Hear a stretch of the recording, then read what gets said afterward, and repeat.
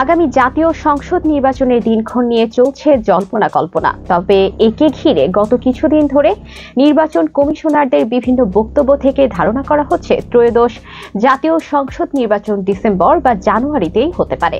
ঐতিহাসিকভাবে বাংলাদেশের সাধারণত এই 2 মাসেই সংসদ নির্বাচন হয়।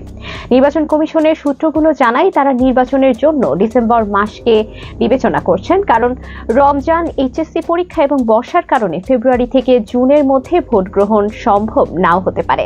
সাধারণত রমজানে জাতীয় নির্বাচন অনুষ্ঠিত হয় না। এছাড়াও নির্বাচনের তারিখ এমনভাবে নির্ধারণ করা হয় যাতে ভোটের দিনের আগের 3 সপ্তাহের প্রচারের সময়টা রমজান মাসে না পড়ে।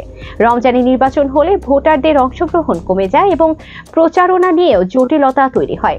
চাঁদ দেখা যাওয়ার উপর নির্ভর করে 2026 সালে রমজান শুরু হতে পারে 17 বা 18 ফেব্রুয়ারি।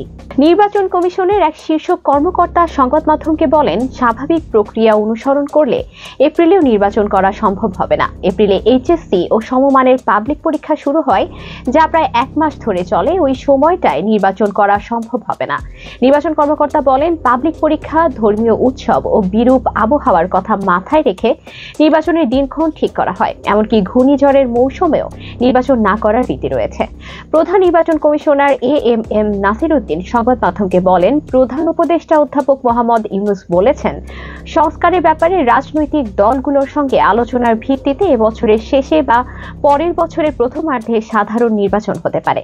তিনি আরো বলেন, ডিসেম্বরে নির্বাচন করতে হলে অক্টোবরের মধ্যে সব প্রস্তুতি, আইন ও আচরণবিধি চূড়ান্ত করতে হবে।